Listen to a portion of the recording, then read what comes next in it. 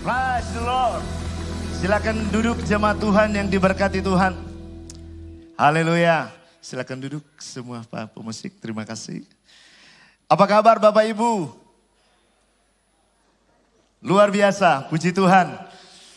Pagi ini kita bersyukur kepada Tuhan sebab kasih setia Tuhan selalu baru buat kita semua. Amin. Tanpa terasa kita sudah memasuki di minggu pertama di bulan Desember. Ya, kita percaya bahwa ada banyak hal yang luar biasa yang Tuhan kerjakan buat seluruh jemaat Tuhan di sepanjang tahun 2023. Dan saya percaya bahwa kalau Tuhan sudah menyertai tahun ini, saya yakin bahwa tahun akan datang Tuhan juga pasti akan menyertai kita. Dan di sepanjang bulan kemarin kita belajar banyak tentang apa yang disebut dengan ucapan syukur kita kepada Tuhan. Saudara pasti merasakan kuasa ucapan syukur, bukan? Yang merasakan kuasa ucapan syukur, katakan amin. Dan pada pagi hari ini saya ingin share buat kita semua tentang pentingnya apa yang disebut dengan damai sejahtera. Kenapa damai sejahtera? Karena menurut saya ketika ada ucapan syukur dinaikkan, yang kedua adalah kita akan disertai apa yang disebut dengan damai sejahtera di batin kita. Setiap ucapan syukur yang naik kepada Tuhan, saya percaya bahwa kita akan merasakan betapa hebatnya Tuhan mengalirkan kuasa damai sejahtera dalam kehidupan kita. Sebab yang Tuhan tunggu memang dalam kehidupan kita adalah ucapan syukur. Nggak ada yang lain yang Tuhan tunggu dalam kehidupan kita. Yang Tuhan tunggu dalam kehidupan kita adalah ucapan syukur. Dan ketika kita bersama-sama menaikkan doa ucapan syukur kita kepada Tuhan, nantikan dan rasakan ada damai sejahtera yang Tuhan sedang alirkan dalam kehidupan kita. Nah pagi ini saya akan bicara tentang damai sejahtera. Karena ketika saya dan saudara menjalani hidup ini, kita hidup di dalam damai sejahteranya Tuhan. Ada banyak hal yang baik yang kita akan alami bersama dengan Tuhan.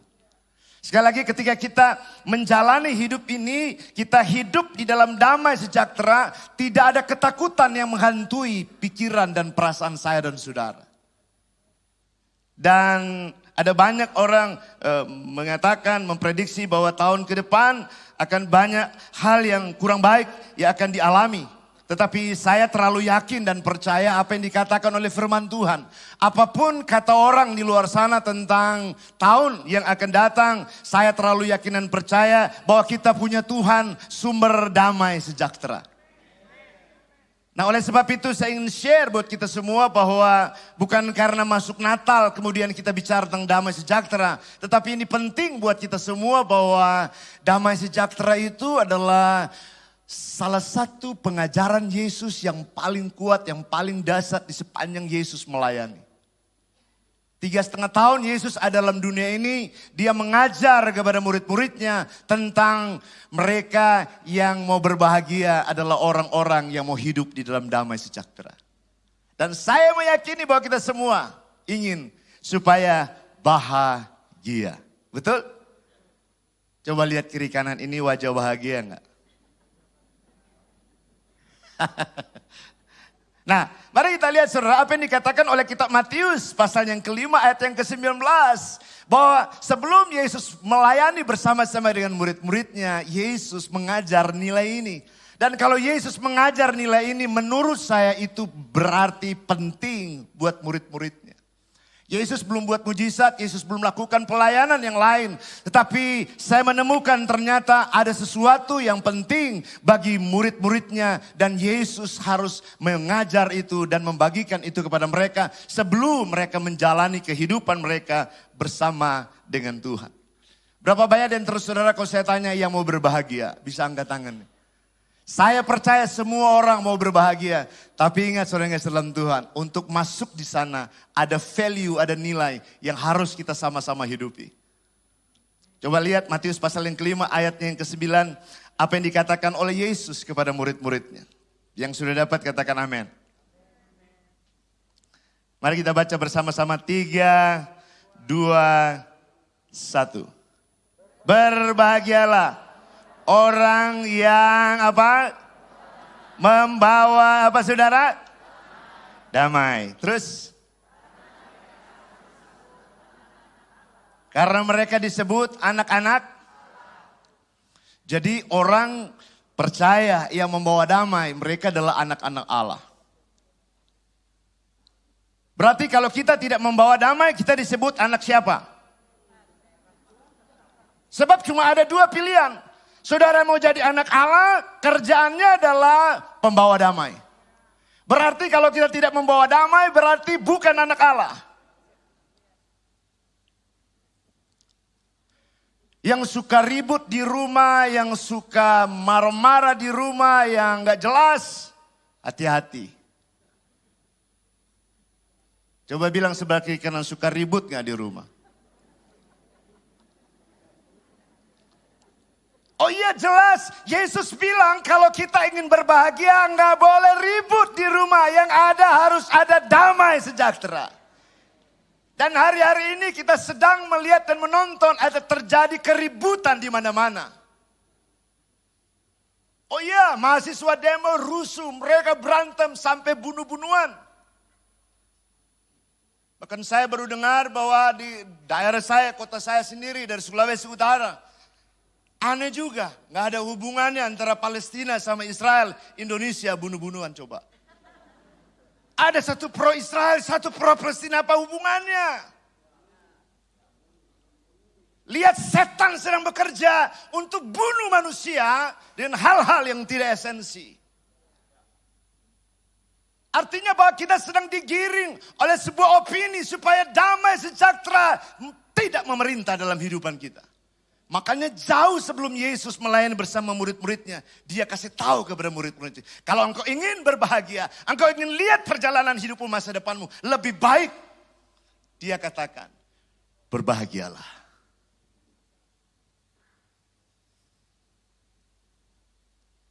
Orang yang membawa damai. Bilang sebelah kiri kanan, bilang begini. Jangan sering-sering rusuh di rumah.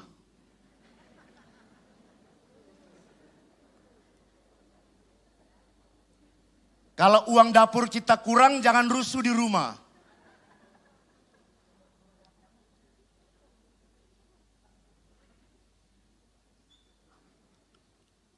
Karena saya pernah dengar kurang uang dapur rusuh di rumah.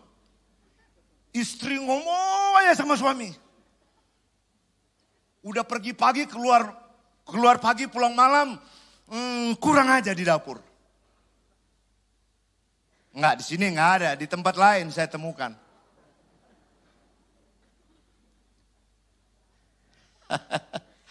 Padahal Yesus bilang berbahagialah orang yang membawa apa saudara? Damai. Makanya kalau sudah mulai rusuh di rumah dan anak Tuhan mulai kasih tahu pembawa damai. Halo? Karena orang yang membawa damai, kata Tuhan Yesus, engkau anak-anak Allah. Berarti yang sering-sering kerusuhan, sering-sering bawa rusuh di rumah, anak setan.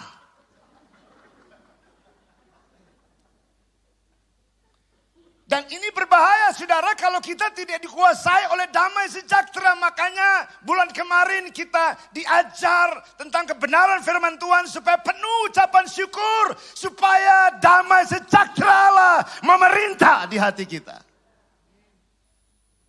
Tidak memberikan kesempatan setan masuk di pikiran dan hati saya dan saudara. Saya menemukan bahwa damai sejahtera diterjemahkan dari kata Ibrani yang disebut dengan shalom. Sama-sama katakan shalom. Saudara dengarkan, shalom itu bukan cuma sekedar kata biasa. Shalom itu memiliki arti yang sangat luar biasa. Bahwa benar-benar kalau realita damai sejahtera ada dalam kehidupan saya dan saudara. Dengarkan, shalom itu akan memerintah dan berkuasa dalam kehidupan saya dan saudara semua.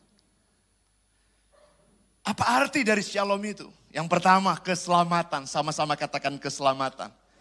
Berarti orang yang membawa damai, dia membawa keselamatan dalam sebuah keluarga. Dia tidak membawa kehancuran, dia tidak membawa perpecahan, dia tidak membawa perdebatan dan lain sebagainya. Karena apa? Karena orang yang membawa shalom adalah orang yang membawa keselamatan. Artinya dia datang, dia membawa damai sejahtera. Ketika dia datang ketemu keluarga yang sedang mau cerai, dia datang bukan ayo buru-buru cerai. Sebab ada nasihat-nasihat setan seperti itu hari-hari ini. Ketemu sama teman yang gak anak Tuhan, dan memang latar belakang mereka memang seperti itu, dia minta nasihat sama mereka, bro, gue lagi berantem sama istri gue. Kira-kira kasih solusi apa? Dia ketemu sama orang-orang yang gak hidup dalam takut Tuhan, gak cinta Tuhan. Dan akhirnya hikmat dapat dari orang itu. Daripada lu susah-susah sama istri itu udah ceraiin aja. Itu hikmat setan di akhir zaman.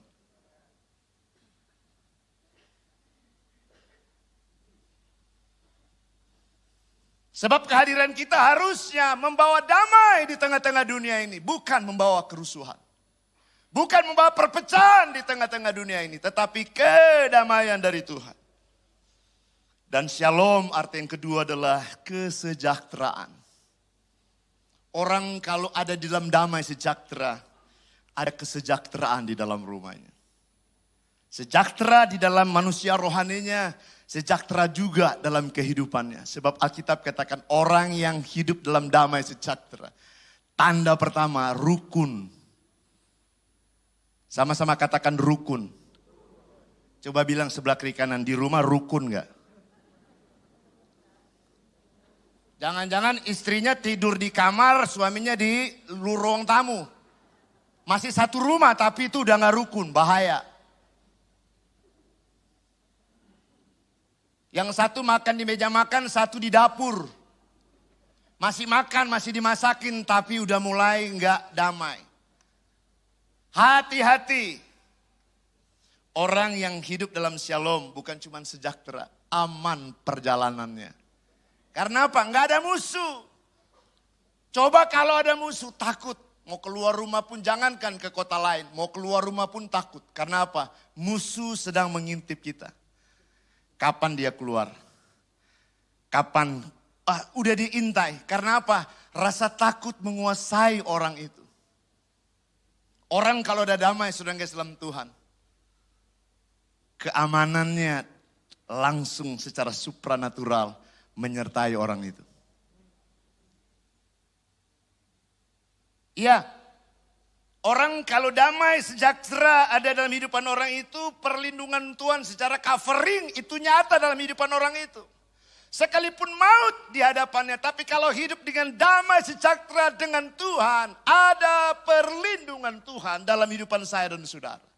Ada banyak bukti Alkitab menunjukkan buat kita semua. Orang-orang yang hidup damai sejahtera, dilindungi Tuhan sekalipun ada di tengah-tengah penderitaan. Diluputkan oleh Tuhan. Bahkan di tengah-tengah penderitaan Tuhan bawa mereka mengalami kemenangan yang sangat luar biasa dalam kehidupan mereka. Kenapa? Karena mereka ada di dalam damai sejahtera Tuhan. Damai sejahtera terjadi ketika hubungan manusia dengan Tuhan dibangun dengan intim dan secara rutin. Bilang sebelah kiri kanan, rutin gak berdoa sama Tuhan? Sebab ini salah satu tanda kalau kita ingin ngalami damai sejahtera, kita punya waktu dengan Tuhan secara rutin dan disengaja dibangun dalam manusia rohani kita dari dalam hati kita. Maka terjadi apa yang disebut dengan hubungan intim kita dengan Tuhan. Waktu kita pencet itu dan kita gak mau masuk di dalam itu, di waktu yang sama kau akan diserang dengan semua kekhawatiran yang sangat luar biasa di akhir zaman ini. Oh iya, coba-coba aja saudara putusin hubungan dengan Tuhan. Gak suka berdoa, gak suka baca Alkitab, gak suka meditasi dengan Tuhan. Dengan waktu yang sama kekhawatiran akan menghajar pikiran saudara.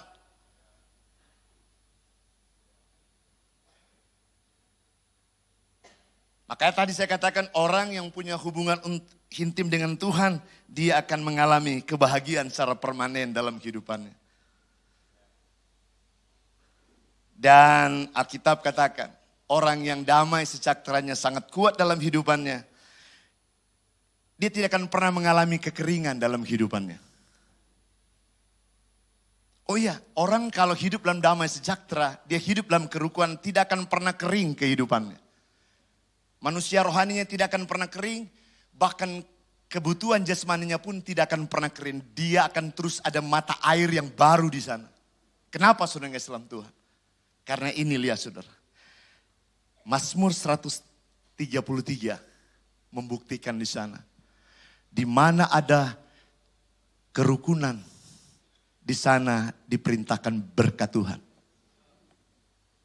Di mana ada kerukunan, di sana ada blessing Tuhan. Makanya ada banyak orang mau kepingin bahagia, tapi berantem melulu di rumah. Saudara akan mengalami apa yang disebut dengan frustrasi yang sangat hebat. Oh yes, engkau akan stres, bahkan akan masuk disebut dengan penyakit kejiwaan. Kenapa? Karena damai sejahtera itu penting, itu obat yang manjur untuk menghilangkan semua penyakit kekhawatiran menguasai manusia di akhir zaman. Damai sejahtera itu dahsyat banget. Makanya Yesus kasih tahu kepada murid-muridnya, berbahagialah mereka yang membawa damai. Karena yang sehat bukan dirimu sendiri, tapi yang akan sehat keluargamu, komunitasmu, bahkan lingkunganmu, kotamu akan mengalami damai sejahtera dari Tuhan. Makanya shalom itu penting. Kalau saya bilang shalom, saudara jawab apa? Elohim shalom. Kita praktik shalom. Elohim shalom. Shalom. Damai sejahtera Allah mengalir dalam hidupan kita. Ada 3 kekuatan yang akan menguasai hati dan pikiran saya dan saudara. Haleluya. Makanya jangan remehkan atau jangan abaikan pentingnya hubungan saudara dengan Tuhan. Paulus kasih tahu di Kolose pasal yang ketiga ayat 15. Hendaklah damai sejahtera Kristus. Paulus tahu bahwa pentingnya kekuatan ini. Makanya dia kasih tahu kepada jemaat di Kolose. Hendaklah damai sejahtera Kristus memerintah dalam hatimu. Karena untuk itulah kamu dipanggil menjadi satu tubuh dan bersyukurlah. Biarlah damai sejahtera Kristus mengendalikan hatimu. Karena memang untuk itulah kamu dipanggil menjadi satu tubuh dan bersyukurlah. Amin. Jadi kita dipanggil oleh Tuhan untuk membawa damai di tengah-tengah dunia ini. Bagi saya, damai sejahtera adalah esensi kerajaan Allah. Di mana di dalamnya hidup kita dikuasai atau dikendalikan untuk melakukan kehendak Tuhan. Kalau kita penuh dengan damai sejahtera, itu salah satu tanda engkau sedang mengikuti kehendak Tuhan.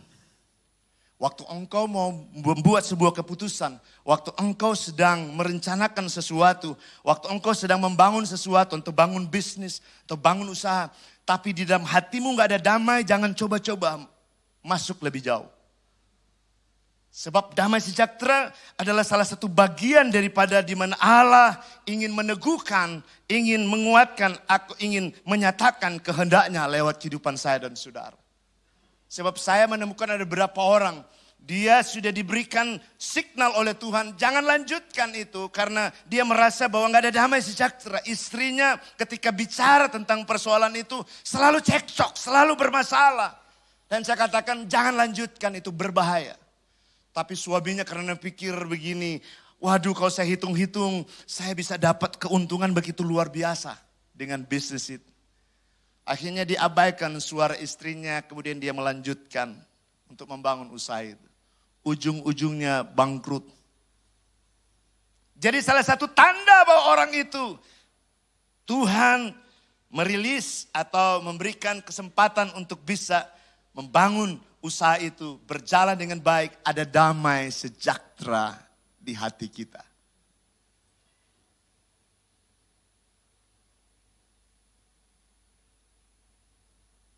Bahkan Paulus kasih tahu kepada jemaat yang ada di kota Roma.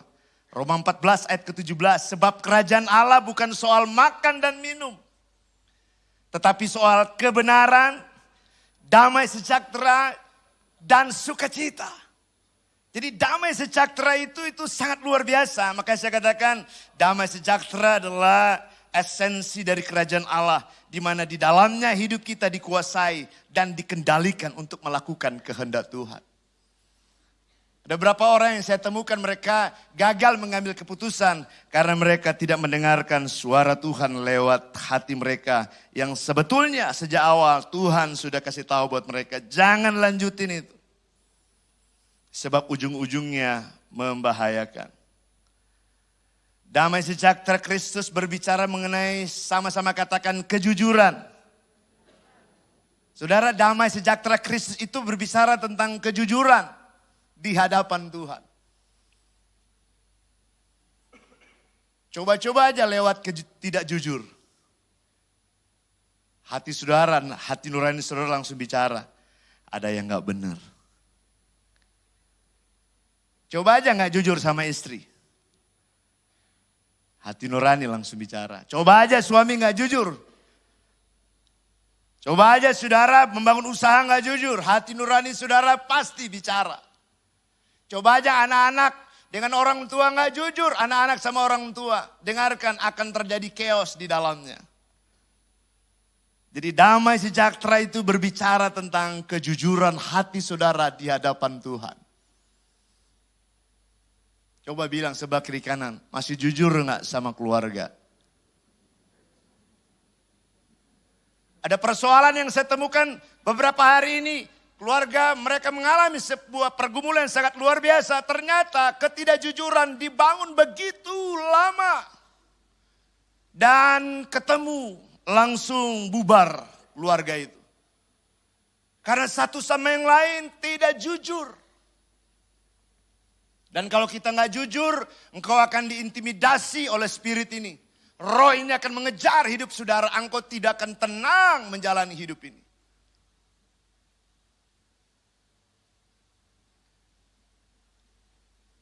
Dan saya mau kasih tahu, orang yang jujur mudah diubah oleh Tuhan. Coba aja orang yang gak jujur. Dia gak mau terbuka, dia gak mau open, ditutup, dikip, rapat-rapat. Semakin engkau tutup, semakin engkau frustrasi keluar dari cengkraman itu. Tetapi orang yang jujur itu memutuskan semua rantai-rantai setan dalam hidupan manusia itu. Semakin engkau jujur, semakin engkau disembuhkan oleh Tuhan. Coba lihat orang-orang yang jujur, dia membuka hatinya di hadapan Tuhan. Sebab ada orang cuma bilang begini, Tuhan saya janji gak mau narkoba lagi. Tuhan saya janji, saya tidak mau dugem lagi. Saudara jangan janji sama Tuhan. Lebih baik ngomong sama Tuhan. Tuhan, saya terikat dengan narkoba, tolong saya. Saya mau lepas dari narkoba. Tuhan, tolong saya, lepaskan saya dari pornografi. Itu jujur di hadapan Tuhan. Daripada saudara janji, Tuhan, saya janji, minggu ini saya tidak akan pornografi lagi. Apa yang jadi saudara? Jatuh lagi. Karena apa? Saudara mengandalkan kekuatanmu, engkau tidak jujur di hadapan Tuhan. Waktu engkau jujur, di sanalah engkau akan dilepaskan oleh Tuhan. Sebab kejujuran di batin saudara akan menghadirkan kuasa Tuhan dan damai sejahtera yang melampaui seluruh kekuatan manusia. Damai sejahtera itulah yang akan menolong kita membebaskan saya dan saudara. Kenapa saudara yang kasih dalam Tuhan? Karena memang Tuhan mau supaya orang percaya masuk ada di dalamnya. Ada banyak orang yang saya temukan, yang saya muridkan, waktu mereka mulai jujur dengan kehidupan mereka. Mereka mulai jujur dengan keterbukaan mereka di hadapan Tuhan. Itu begitu cepat Tuhan memulihkan mereka. Tetapi yang jaim-jaim, yang merasa suci, yang merasa kudus, merasa benar, merasa hebat. Wah, susah itu dia mengalami terobosan. Tapi orang yang jujur, dia terbuka dengan kelemahannya sama Tuhan. Tuhan pulihkan dia. Ada orang yang terikat dengan onani dan masturbasi.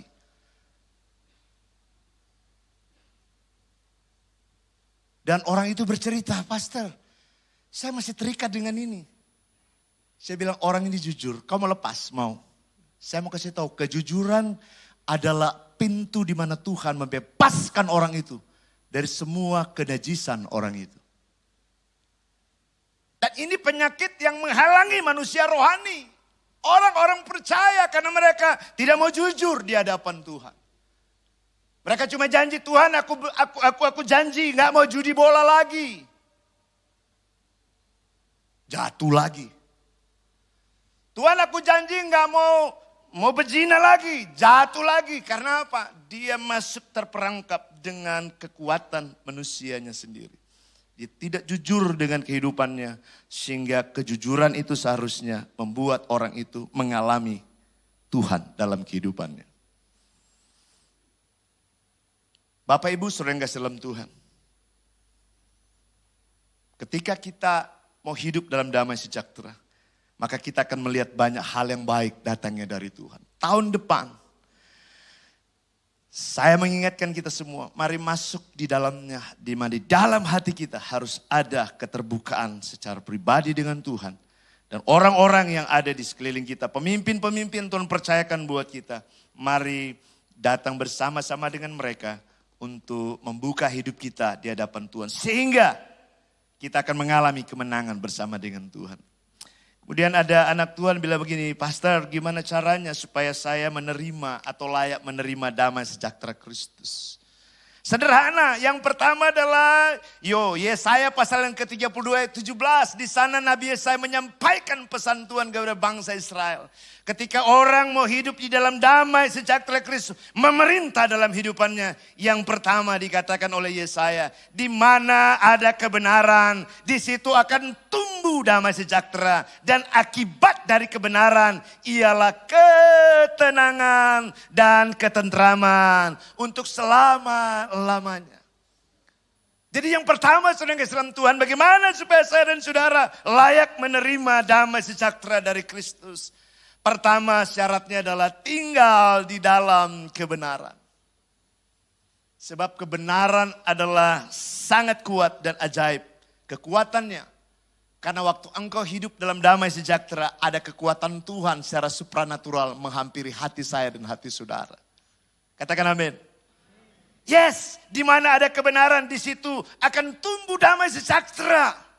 Makanya saudara kasih dalam Tuhan, kenapa terus dan terus dan terus.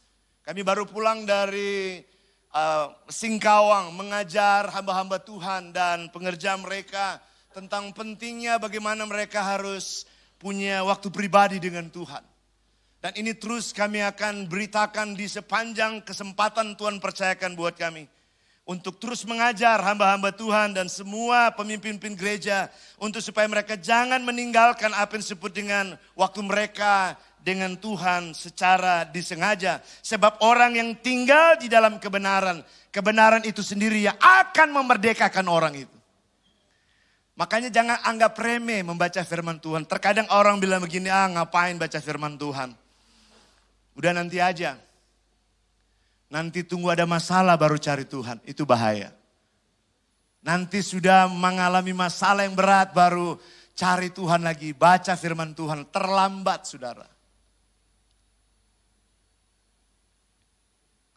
Saya ingatkan sebelum kita terlambat, sebelum kita mengalami hal yang buruk di depan sana. Mari saya mengingatkan kita semua, kembali untuk tinggal dalam kebenaran. Sebab ternyata kebenaran itu sendiri memerdekakan kehidupan saya dan saudara. Tumbuh damai sejahtera, ternyata untuk tumbuh damai sejahtera harus ada benih yang harus ditabur di hati itu. Selain doa saudara dengan Tuhan, yang kedua benih saudara harus tinggal di dalamnya. Sebab akibat kebenaran ada ketenangan. Coba lihat di dalam batin kita, dalam kehidupan kita. Beberapa waktu ini ada ketenangan nggak dalam hati kita?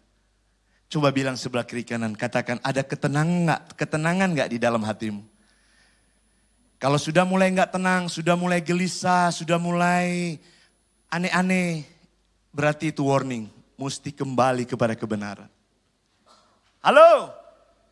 Sebab ketenangan itu bukan pakai obat, tidur baru tenang. Ada orang bilang, pastor saya nggak bisa tidur, saya hajar terus obat penenang. Mungkin untuk trigger pertama ya, tapi jangan terus-terusan terikat dengan itu. Ada satu pria yang saya terus mentor, dan dia ketergantungan dengan obat. Kemudian saya tolong dia untuk, kau ingin bebas dari susah tidur, makan firman Tuhan setiap hari. Masukin firman Tuhan di hati dan pikiranmu. Perkatakan firman Tuhan itu dalam hati dan pikiranmu. Bahwa engkau sejak awal diciptakan oleh Tuhan baik-baik adanya. Dan ketika engkau mulai kehilangan ketenangan, berarti ada something wrong, ada yang salah yang kita tidak bangun dalam hidupan kita. Makanya dengan jelas Yesaya katakan, bagi bangsa Israel, dan saya percaya firman ini bukan hanya membuat saya dan saudara, tapi buat kita semua sebagai anak Tuhan, tinggal di dalam kebenaran. Sebab orang yang tinggal dalam kebenaran ada ketenangan. Katakan ketenangan. Ada ketentraman. Oh yes. Makanya saudara yang kasih dalam Tuhan, kita perlu tinggal di dalam kebenaran setiap hari. Jangan lewatkan untuk terus WPDA dengan Tuhan. Kemudian saudara yang kasih Tuhan, yang kedua adalah orang yang layak untuk menerima damai sejahtera dari Tuhan. Yesaya juga kasih tahu, Yesaya 26 ayat 3 dan 4 berkata begini. Yang hatinya kau jagai dengan damai sejahtera, sebab kepadamulah ia percaya. Percayalah kepada Tuhan selama-lamanya, sebab Tuhan Allah adalah gunung batu yang kekal. Jadi yang kedua adalah kita harus memiliki hati yang teguh di dalam Tuhan. Hati yang teguh artinya nggak dipengaruhi oleh apapun. Orang mau ngomong apa tentang kehidupan saya dan saudara tentang Tuhan, kita tetap teguh bahwa Tuhan itu adalah sumber kebahagiaan saya dan saudara. Orang yang teguh itu sudah tidak mudah diombang-ambingkan apa kata orang lain tentang kehidupannya. Tapi orang yang teguh adalah orang yang berpegang pada prinsip kebenaran firman Tuhan. Sebab firman Tuhan adalah perkataan Allah itu sendiri.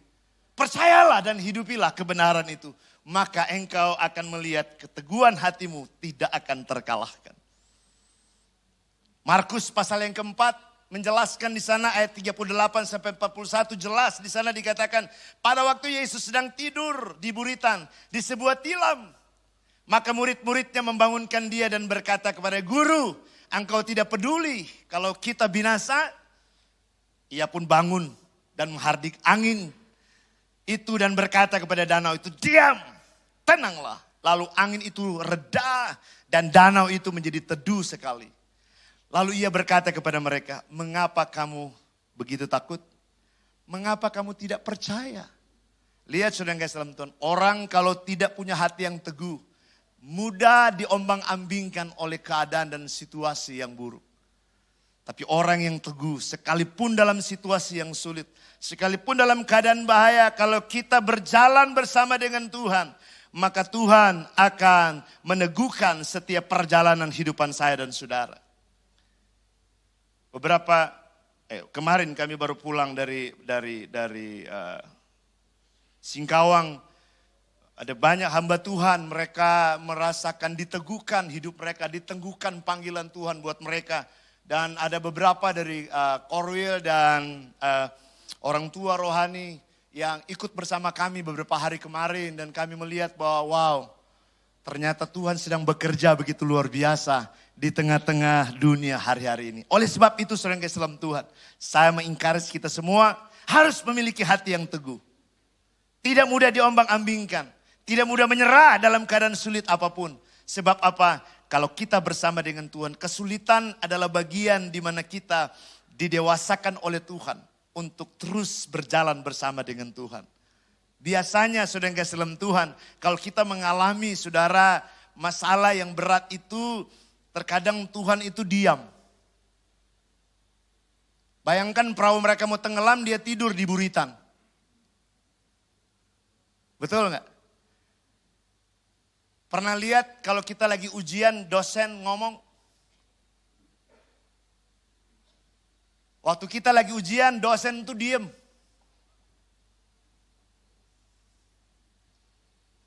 Terkadang Tuhan izinkan kita ada di dalam masalah. Tuhan tidak menjawab, bukan berarti dia tidak mau tolong dan jawab saudara. Tapi dia kepingin tahu benar enggak ada Yesus dalam kehidupan saudara dan saya.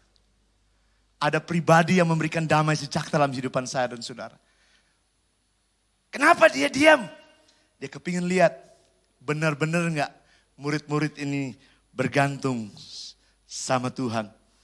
Dan Alkitab katakan mereka bangunkan dia. Guru, badai kok kenapa kamu tidur? Alkitab katakan Yesus bangun. Tunjukkan kepada mereka bahwa segala penguasa di laut, di udara, dimanapun berada. Hanya ada di dalam Tuhan Yesus Kristus. Dia katakan diam. Maka laut itu tenang. Dan dia ingatkan kepada mereka. Mengapa kamu begitu takut? Orang kalau kehilangan damai sejahtera, dengarkan, ketakutan akan menguasai orang itu. Orang kehilangan damai sejahtera, ketakutan akan menguasai orang itu. Nah oleh sebab itu saudara yang dalam Tuhan, jangan pernah abaikan bahwa di dalam Yesus itu sangat luar biasa. Amsal Salomo berkata begini, siapa meremehkan firman, ia akan menanggung akibatnya. Tetapi siapa taat kepada perintah dan menerima balasan. Saudara yang kekasih dalam Tuhan. Ini penting buat saya dan saudara sebagai anak-anak Tuhan. Mari kita lihat satu ayat lagi dikatakan dalam Yesaya 48 ayat 18 sampai 19. Bahwa sekiranya engkau memperhatikan perintah-perintahku, maka damai sejahteraku akan seperti sungai yang tidak akan pernah kering. Dan kebahagiaanmu akan terus melimpah seperti gelombang laut yang tidak pernah berhenti. Maka keturunanmu akan seperti pasir dan anak cucumu seperti kersik. Luar biasa saudara. Yang ketiga adalah yang terakhir adalah bagaimana supaya kita bisa menerima damai sejahtera dari Tuhan. Yang ketiga adalah memperhatikan setiap perintah-perintah Tuhan. Jangan perhatikan yang lain. Perhatikan perintah-perintah Tuhan. Sebab waktu kita memperhatikan perintah-perintah Tuhan, kita pasti akan ditolong oleh Tuhan untuk memperhatikan perjalanan kehidupan saya dan saudara. Supaya kita hidup tidak sembarangan menjalani kehidupan ini. Kita diberi kemampuan oleh Tuhan untuk kita bisa berjalan di dalam perintah-perintah Tuhan. Sebab di sana dikatakan pada waktu kita memperhatikan perintah-perintah Tuhan, maka damai sejahteramu seperti sungai yang tidak pernah kering. Saudara, sungai yang tidak pernah kering berarti selalu dialiri oleh air kehidupan yang dari Tuhan. Makanya saudara yang dalam Tuhan, masuk dalam damai sejahtera Kristus. Hidup di dalam damai sejahtera Kristus. Maka kita akan melihat ada sukacita, ada damai sejahtera yang Tuhan sediakan buat saya dan saudara. Bukan cuma tahun depan, di tahun-tahun yang akan datang. Ya, tahun depan kita akan memasuki di mana bulan-bulan atau tahun politik ke depan. Di mana bangsa kita akan memilih pemerintah atau presiden yang baru. Saudara yang kasih dalam Tuhan, mari kita minta damai sejahtera Tuhan menguasai bangsa kita. Damai sejahtera Tuhan menguasai seluruh penduduk Indonesia dari Sabang sampai Merauke. Kita berdoa biar benar-benar pesta demokrasi ini berjalan dengan damai dan tentram karena ada Tuhan. Amin. Saudara yang kasih dalam Tuhan. Tuhan Yesus memberkati Bapak Ibu 4 keturunan dan beribu-ribu keturunan. Selamat datang untuk hidup dalam damai sejahtera. Mari kita tunduk kepala sebentar, kita berdoa. Bapa di sorga, terima kasih, kami bersyukur pada pagi hari ini. Kami diingatkan kembali tentang pentingnya untuk hidup dalam damai sejahtera Tuhan. Bapa terima kasih Tuhan Yesus. Engkaulah sumber damai sejahtera itu ya Bapa. Ampuni kami ya Tuhan ketika Kau menemukan di bagian hidupan kami, di hati kami Tuhan sudah kehilangan damai sejahtera. Tuhan tolong pada pagi hari ini biar damai-Mu yang Kau sediakan buat kami. Damai-Mu yang Kau perintahkan buat kami. Damai-Mu yang Kau berikan Tuhan sebelum Engkau naik ke sorga. Engkau berkata damai sejahtera Ku berikan kepadamu. Damai sejahtera yang Kau berikan tidak sama seperti dunia berikan. Tapi hari ini ya Tuhan kami datang kepadamu. Bapa terima kasih. Mari naikkan doamu di hadapan Tuhan. Jemaat Tuhan, Jangan mau kehilangan damai sejahtera. Jangan mau kehilangan hal-hal yang esensi dari Tuhan. Tetapi mari datang sama Tuhan. Tuhan, saya mau hidup dalam damai sejahtera. Saya gak mau bermusuhan dengan orang lain. Saya mau berhenti untuk melakukan hal-hal yang konyol di hadapan Tuhan. Tapi hari ini Tuhan, Kau mengingatkan kami. Tolong kami Tuhan. Tolong kami Tuhan. Terima kasih Tuhan Yesus. Hamba-Mu selesai berbicara pada pagi hari ini. Tapi biarlah kuasa Roh-Mu dan firman-Mu menolong kami semua. Mengingatkan kami semua. Supaya kami hidup di dalam damai sejahtera-Mu. Tuhan, tolong keluarga-keluarga kami Tuhan. Kalau selama ini Tuhan kehilangan damai sejahtera. Ada hal-hal yang tidak penting yang kami utamakan. Tuhan, tolong keluarga-keluarga. Biar Tuhan Kau hadir di tengah-tengah pergumulan mereka. Sehingga ada jalan keluar di tengah-tengah pergumulan mereka. Hamba berdoa di dalam nama Tuhan Yesus. Biar Engkau memberkati semua jemaat Tuhan. Terima kasih Bapa di sorga. Ini doa kami dalam nama Tuhan Yesus. Kami berdoa serta kami bersyukur. Haleluya. Amin. Amin.